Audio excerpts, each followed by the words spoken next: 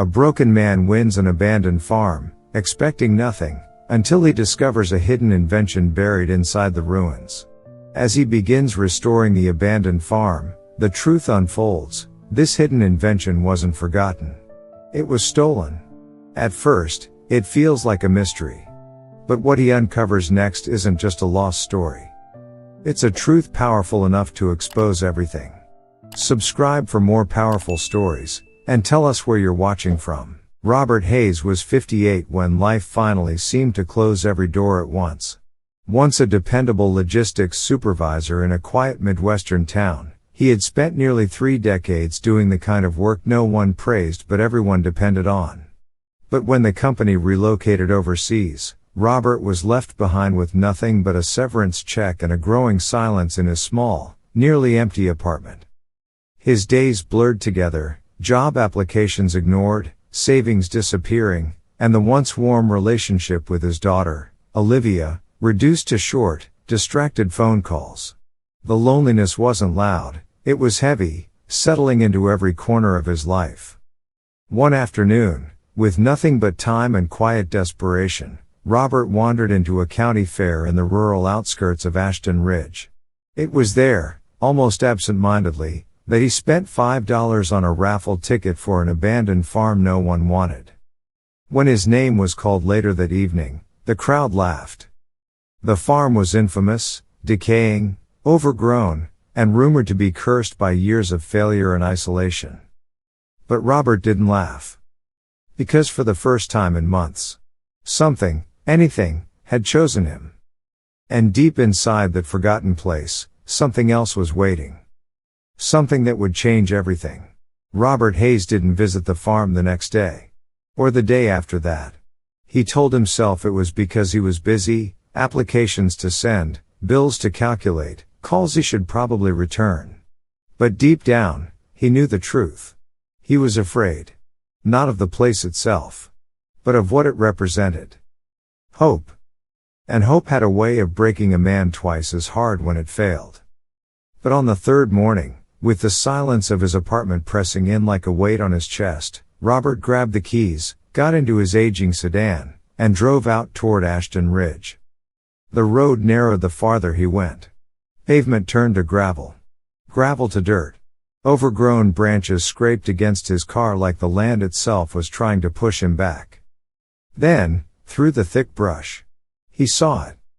The farmhouse stood like a ghost of something that used to matter, paint peeling, windows clouded with dust, the porch sagging under years of neglect.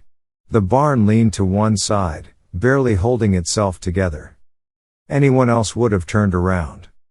Robert didn't. He stepped out of the car, the air strangely still, and walked toward the front door. Each step creaked louder than it should have, like the place was announcing his arrival. The key turned with resistance. The door opened. And the smell hit him first, dust, wood, time. Inside, everything was frozen. A couch with sunken cushions.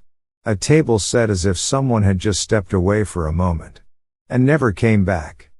Robert moved slowly, almost respectfully, as if he were walking through someone else's memories. Upstairs. 2 bedrooms. One untouched. Back downstairs. Kitchen. Cabinets still holding dishes. A drawer slightly open. Something about that drawer caught his attention. He pulled it open. Inside, buried beneath yellowed papers, was an old black and white photograph. A man stood beside a strange machine, metal coils, wires, something complex. Something intentional. The man in the photo wasn't smiling for the camera. He was smiling like he knew something the world didn't. Robert turned the photo over. A name was scribbled faintly on the back. V. Hayes, 2018. His chest tightened. This wasn't just an abandoned house. This was someone's unfinished story. That night, instead of going back to his apartment, Robert stayed. He didn't have much, just a few bags, an air mattress, and whatever groceries he could carry. But as darkness settled over the fields, something strange happened. For the first time in months, he didn't feel empty. The house creaked and groaned through the night, the wind slipping through cracks in the walls. But instead of fear, Robert felt something else. Connection. Like the place was alive. Waiting. The next morning, everything changed.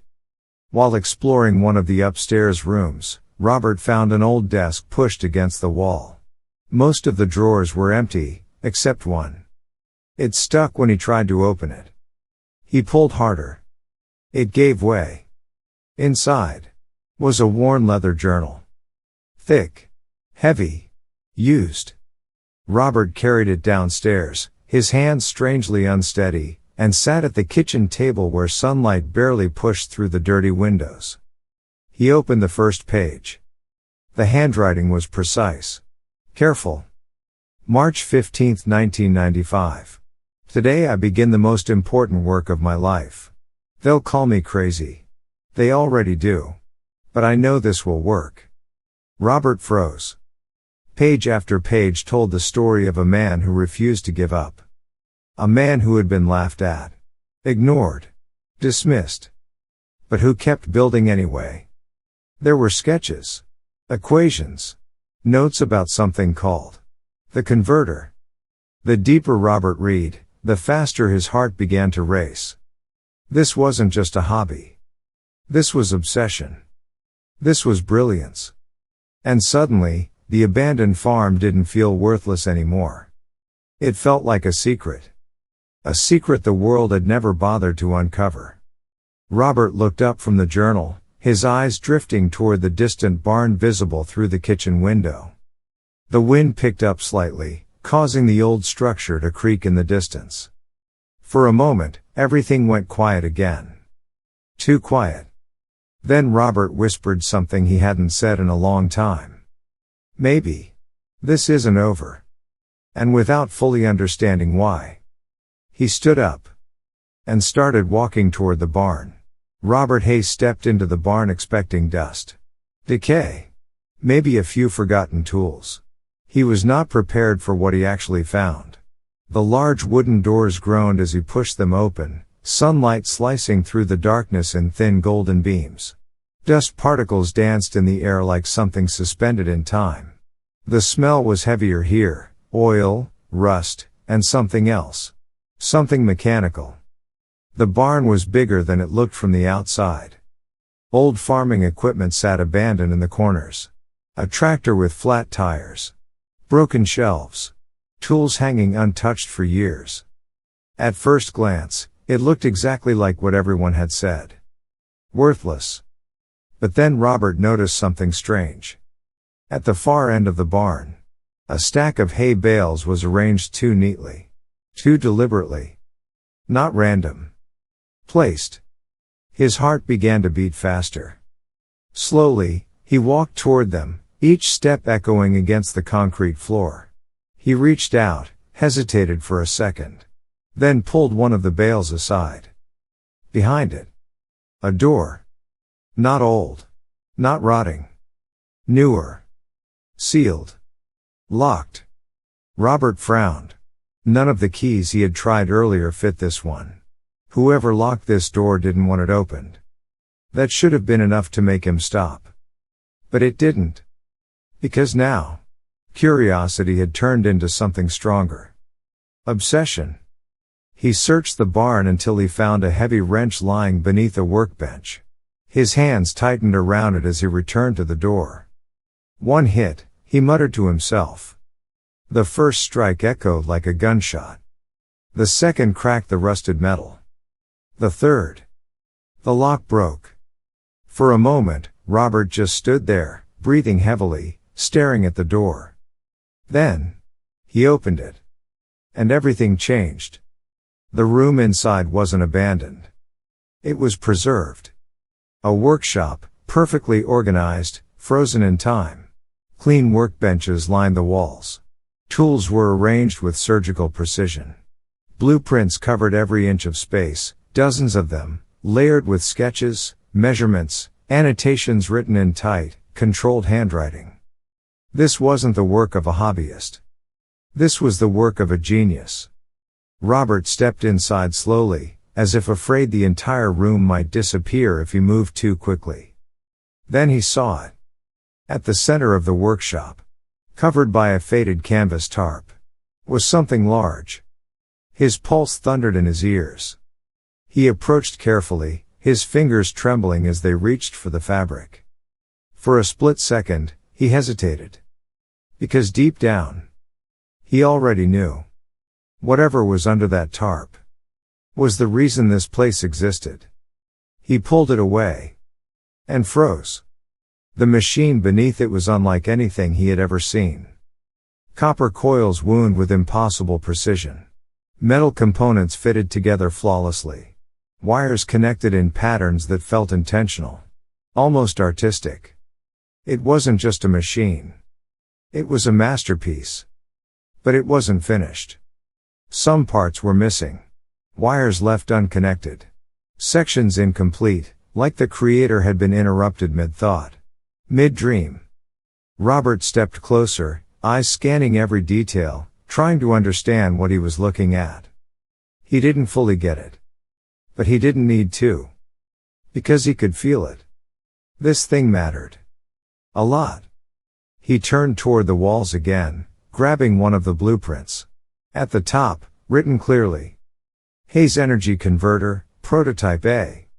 His breath caught. Converter. The same word from the journal. This was it. This was what the man, Virgil Hayes, had dedicated his life to. Robert's hands trembled slightly as he studied the diagrams. Energy flow systems. Conversion ratios. Efficiency outputs far beyond anything he'd ever heard of. Even without understanding the math, he understood the implication. If this worked, it could change everything. Suddenly, the silence in the room felt different. He wasn't alone anymore. Not physically. But something about the space felt alive. Like the presence of the man who built all this was still there, waiting. Watching. Hoping someone would find it. Robert swallowed hard. Why didn't anyone know about this? He whispered. No answer came. Only the faint sound of wind brushing against the barn outside. But then something caught his eye.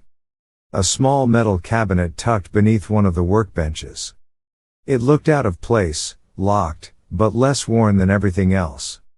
Robert crouched down and opened it using a screwdriver he found nearby. Inside was a box. Heavy. Cold. He pulled it out and set it on the table. A combination lock. For a moment, frustration flashed across his face. But then he remembered the journal. Dates. Memories. Meaning. He ran back to the house, grabbed the journal, flipped through the pages rapidly until he found a passage mentioning Virgil's mother, his only supporter when no one else believed in him. A birthday. Robert returned to the workshop, hands shaking slightly as he entered the numbers. Click. The lock opened. His chest tightened. Slowly, he lifted the lid. Inside were letters. Stacks of them. Carefully organized. Robert picked one up and began to read. At first, it seemed normal, communication between Virgil and a university professor. Discussions about the device. Technical feedback. Encouragement. But the deeper he read, the colder he felt. Because something was wrong. Very wrong. The tone of the letters changed over time. From excitement to hesitation to silence. Then came the official responses. Rejections. Legal warnings. Denials. Robert's eyes moved faster now, heart pounding as the truth began to piece itself together. Virgil had shared everything. Every design. Every breakthrough. Every idea. And then they cut him off. Took it. Claimed it. Left him with nothing. At the bottom of the final letter, scribbled in shaky handwriting, 3 words. They stole it. Robert stared at the page. His hands clenched into fists. The quiet, broken man who lived and died on this farm had been telling the truth all along. This wasn't just a forgotten invention. This was a betrayal. A theft. A life erased. Robert looked back at the machine in the center of the room. Suddenly, it didn't just feel important. It felt like evidence. Like a voice that had been silenced for too long. And in that moment, something inside Robert changed. This was no longer about curiosity. No longer about survival. This was about justice. He took a slow breath. And said quietly, but firmly, "They're not getting away with this." Robert Hayes didn't leave the workshop that night. He couldn't. The letters were still spread across the table, the final words, they stole it echoing in his mind like a verdict that had been waiting years to be heard. At first, he felt anger. Raw. Immediate. But as the hours passed, that anger changed into something deeper. Understanding. He sat there in the dim light, flipping through the journal again, this time not as a curious outsider, but as someone who finally saw the man behind the words. Virgil Hayes wasn't just an inventor. He was a man who had been ignored his entire life. Dismissed. Overlooked. Laughed at. Just like Robert. The realization hit him harder than anything else. This wasn't just Virgil's story anymore. It was his. Robert leaned back in the chair, staring at the unfinished machine. For weeks, he had seen it as an opportunity. Maybe even a distraction from his own failures. But now? Now he saw it for what it truly was. A voice. A voice that had been silenced. And suddenly, walking away was no longer an option. "Everyone thought you were nothing," Robert murmured quietly, his eyes fixed on the machine. "And now they're living off what you built." The unfairness of it burned in his chest. Virgil had died believing he failed. Believing his life's work meant nothing. And the world had simply moved on. That thought broke something inside Robert. Because for the first time, he realized something terrifying. If he walked away now, that same silence would continue. Virgil would remain forgotten. And everything this man had sacrificed his life for would stay buried in this room forever. Robert stood up slowly. His movements felt different now. He wasn't wandering anymore. He was deciding. He walked toward the machine again, placing his hand gently on the cold metal surface. "I don't understand all of this," he admitted under his breath. "But I understand enough." He looked around the workshop, the blueprints, the tools, the years of dedication frozen in place. This wasn't madness. This was brilliance. Trapped behind doubt and rejection. Robert took a deep breath. Then he did something he hadn't done in a long time. He made a commitment. Not out of desperation. Not out of boredom. But out of purpose. "I'm not letting this die with you," he said firmly. The words hung in the air, heavier than anything he'd said in years. For the first time since losing his job. Since losing his sense of identity. Robert felt something returning. Control. Direction. Meaning. But it wasn't going to be easy. He knew that. The machine was incomplete. The designs were complex. The truth, if what the letters suggested was real, was dangerous. Powerful institutions didn't like being exposed. And men like Robert? They weren't supposed to challenge them. But that thought didn't stop him. If anything, it fueled him. Because for once, he wasn't doing this for himself. He was doing it for someone who never got the chance to fight back. Robert gathered the letters carefully, placing them back into the box. Not as forgotten relics, but as evidence. Proof. Then he picked up the journal, holding it tightly in his hands. "Someone should have believed you," he said quietly. A long silence followed. Then, almost like a response from the past, the wind outside rattled the barn walls. Robert gave a small, almost bitter smile. "Yeah," he nodded. "I get it now." That night, he didn't feel like a failure anymore. He felt like a man standing at the beginning of something bigger than himself. The next morning, everything about his routine changed. He didn't wake up wondering how to survive the day. He woke up with a mission. He started studying the blueprints, line by line. Learning what he could. Searching for answers. Teaching himself things he never imagined he'd need to know. Every mistake became a lesson. Every confusion became motivation. Because now, there was no turning back. And for the first time in years, Robert Hayes wasn't running from his life anymore. He was running toward something. Toward truth. Toward justice. Toward a story that deserved to be heard. Robert Hayes didn't expect help. Not at first. For weeks, his life became a quiet routine split between two worlds.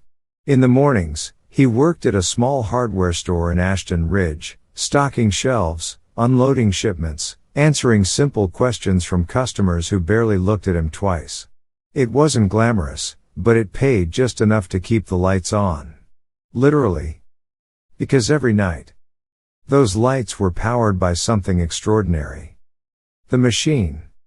Virgil's machine. Piece by piece, Robert had begun restoring it. Learning from the journals. Studying the blueprints like a man decoding a forgotten language. He wasn't an engineer. But he was patient. And for the first time in his life, patience felt like power. Still, progress was slow. Some components were missing. Others required precision he wasn't sure he could achieve. And the deeper he went, the more he realized something unsettling. This wasn't just a machine. This was something far ahead of its time. Which meant one thing. If it worked, it would attract attention. And attention was dangerous. At first, the opportunity came quietly. It started with a single conversation. An older woman named Margaret Ellis, who lived a few miles down the road, stopped by one afternoon. She had known Virgil. Not closely, but enough to recognize the look in Robert's eyes. "You found it, didn't you?" she asked gently, standing in the doorway of the farmhouse. Robert hesitated. Then nodded. Margaret smiled, not surprised. Almost relieved. "He always said someone would finish it," she said softly. Someone who understood what it meant to be overlooked. That stayed with Robert. Because she wasn't just talking about Virgil anymore. She was talking about him. Before leaving, Margaret made him an offer. "My late husband was a machinist," she said. "Left behind tools. Equipment. Things you might need. If you're serious about this, you won't have to do it alone." That was the first shift. The first crack in the isolation. Then came the job. The hardware store owner, Franklin Cole, noticed something different about Robert. Not just his work ethic, but his focus. "You've got something going on," Franklin said one morning. "You're not just here to pass time." Robert didn't give details. But he didn't deny it either. That was enough. Franklin offered him more hours. And more importantly, access. Discounts on parts. Special orders.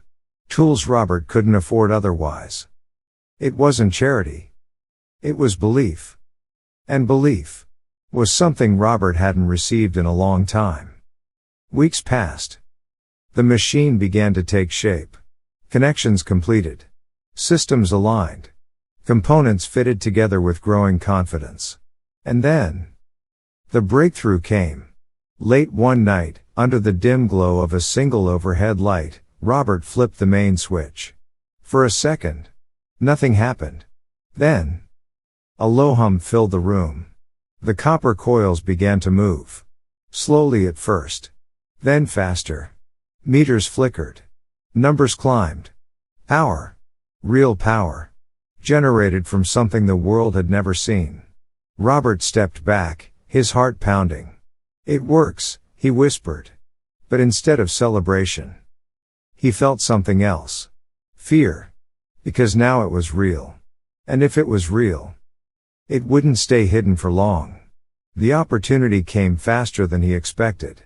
It started with a local reporter, someone who had heard rumors about the man who fixed the dead farm. Then a photographer. Then a small article in the county paper. At first, It was harmless. A human interest story. A man rebuilding his life. But then the story shifted. Because someone asked the right question. What exactly is he building out there? And suddenly, people started paying attention. More visitors. More curiosity. More whispers. Robert could feel it building. Momentum. And with it, risk. That's when he made a decision. If the world was going to look, then it would see the truth. Not rumors. Not half stories. The full story. Virgil's story. He contacted a local journalist named Hannah Brooks, the same one who had covered the original raffle. This time, he didn't hold back. He told her everything. The journal. The letters. The theft. The machine. At first, she thought it sounded impossible. Then she saw the workshop. The blueprints. The device. And her entire expression changed. This isn't just a story, she said quietly. This is huge. Within days, word began to spread. Not just in Ashton Ridge, but beyond it. And for the first time, Robert realized something undeniable. This wasn't just an opportunity to rebuild his life. This was an opportunity to change someone else's legacy. To give a forgotten man his voice back. To challenge something bigger than himself. Standing in the workshop that night, watching the machine hum steadily in the dark, Robert felt it clearly. The path ahead wasn't safe. It wasn't easy. But it was necessary. And for the first time in his life, he wasn't afraid of what came next. He was ready for it. Success didn't feel like victory. Not for Robert Hayes. Not anymore. Because the moment the story started spreading, everything changed. At first, it was excitement. More reporters called. Bloggers reached out. People from neighboring towns began showing up, asking to see the machine. Robert tried to stay grounded. He gave careful answers. Avoided details about the design. Focused on Virgil's story, the man, not the invention. But attention has a way of growing faster than control. And then, the first warning came. It arrived as a letter. No return address. No signature. Just a single sheet of paper. Typed. Cold. Direct. You are in possession of intellectual property that does not belong to you. Stop immediately, or legal action will follow. Robert read it twice. Then a third time. His jaw tightened. He already knew who it was from. They were watching. The same institution that had buried Virgil's work. Had finally noticed. That night, Robert sat alone in the workshop, the machine humming softly beside him. For the first time since this began, doubt crept in. Not about the truth, but about himself. What am I doing? He wasn't a lawyer. Not an engineer. Not someone with power or connections. He was just a man who had lost everything. And somehow stumbled into something far bigger than he could control. Then his phone rang. Unknown number. He hesitated. Then answered. Robert Hayes? The voice was calm. Professional. Yes. This is Dr. Evelyn Carter. The name meant nothing at first. Until she continued. I used to work at the university involved in Virgil Hayes' case. Robert stood up slowly. His grip tightened around the phone. And? A pause. Then. I know what they did. Silence filled the room. The machine hummed louder somehow. Or maybe his heart was just beating harder. They didn't just take his work, she continued. They built entire research programs around it. Grants. Patents. Careers. Robert's chest burned. I have proof, she said. That changed everything. Why are you telling me this? He asked. Another pause. Longer this time, because I stayed quiet, she admitted. For years. And I watched them turn his brilliance into their success. While he died thinking he failed. Her voice cracked slightly. I can't undo that. But I can help you expose it. Robert closed his eyes for a moment. This was it. The moment where everything either moved forward or collapsed completely. What do you want? He asked carefully. Nothing, she said. Except the truth to come out. The next day, she arrived. Evelyn Carter wasn't what Robert expected. She wasn't arrogant. She wasn't defensive. She looked tired. Like someone who had been carrying something heavy for far too long. Inside the workshop, she stood in front of the machine, frozen. Her eyes filled with emotion. "It's real," she whispered. Robert watched her carefully. "You didn't think it was?" "I knew it was," she said quietly. "I just never thought I'd see it finished." She turned to him. "What you've done here. This proves everything." Then she opened her bag. Inside. Documents. Emails. Internal reports. Evidence. Clear. Undeniable. Robert flipped through them, his hands shaking slightly. Names. Dates. Conversations. They had known. They had planned it. They had taken everything. "This is enough," Robert said under his breath. "No," Evelyn replied firmly. "It's not." He looked up. "They'll deny it. They'll bury it. They'll turn you into a conspiracy story if they have to." The weight of her words hit hard. "So what do we do?" Robert asked. Evelyn stepped closer to the machine. Then looked him straight in the eyes. "You don't just tell the truth," she said. "You prove it. In a way they can't ignore." Robert felt it then. The next step. Bigger than anything before. Riskier. Louder. A public demonstration. A moment where the world would see the machine. And the truth behind it. But it also meant one thing. There was no going back. Robert looked at the device, then at the documents in his hands. Then back at Evelyn. "They're going to come after me," he said. She nodded. "Yes." A long silence followed. Then Robert took a deep breath. For the first time, he didn't feel like the man who had lost everything. He felt like the man who had something to fight for. "Good," he said quietly. A small, determined smile formed on his face. "Let them." The day of the demonstration arrived faster than Robert Hayes expected. And yet, it felt like it had been coming his entire life. The sky over Ashton Ridge was clear that morning, quiet, almost too calm for what was about to happen. Robert stood in the barn, staring at the machine one last time. Polished. Completed. Alive. The soft hum filled the space, steady and confident, like a heartbeat that refused to be silenced. Behind him, rows of folding chairs had been set up. A small stage. Cameras. Cables. Microphones. More than he ever imagined. What started as a forgotten story had become something the world was finally ready to hear. People began arriving before noon. Neighbors. Strangers. Reporters. Cars lined the dirt road for nearly half a mile.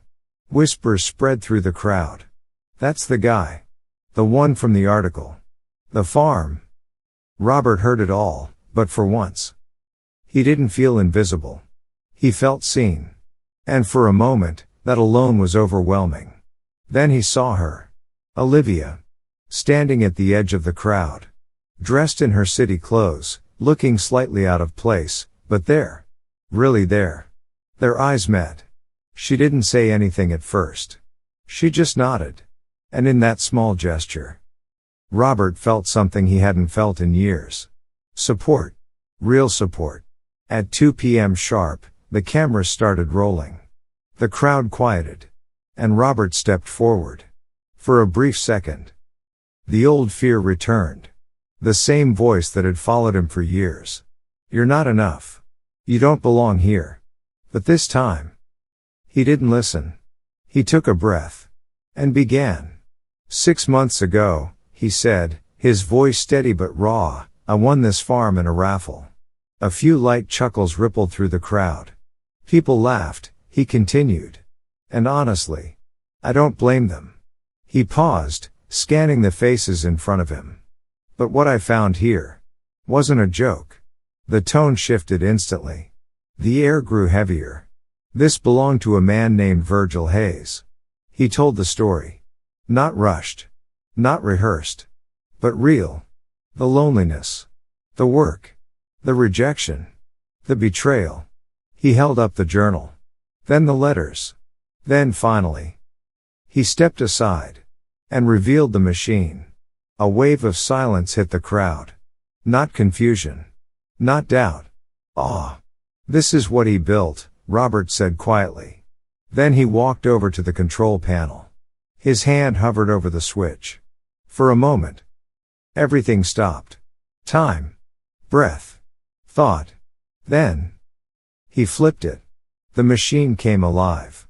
A deep hum rolled through the barn, vibrating through the floor, the walls. The people. The copper coils spun. Lights flickered on.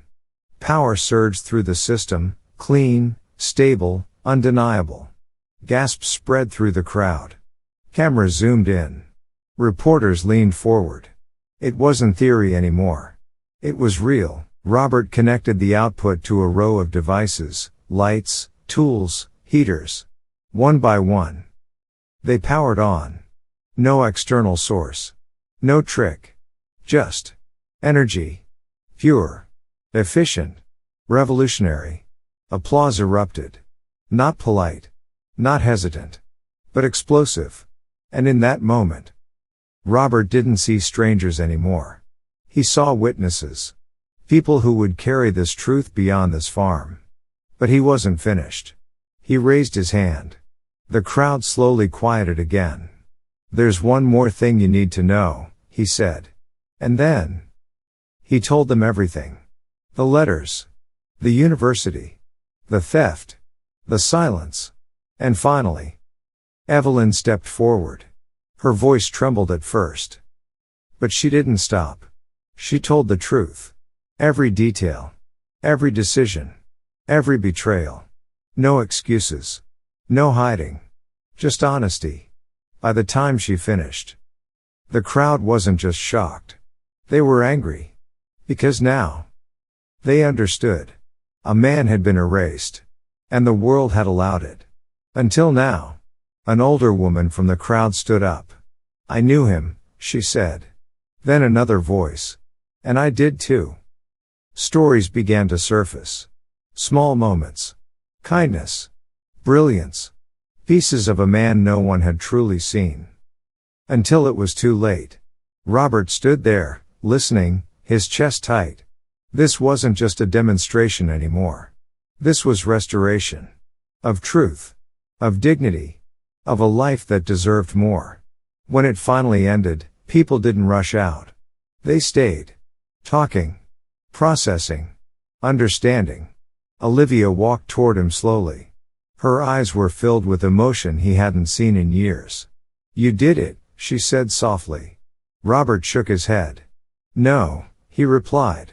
He did. She stepped closer. No, she said again. You made sure the world saw it. That hit deeper than anything else that day. Because for the first time, Robert Hayes didn't feel like a man who had lost everything. He felt like a man who had found purpose. As the sun began to set over the fields, casting golden light across the farm, the machine continued to hum quietly in the background. Still working. Still proving. Still alive.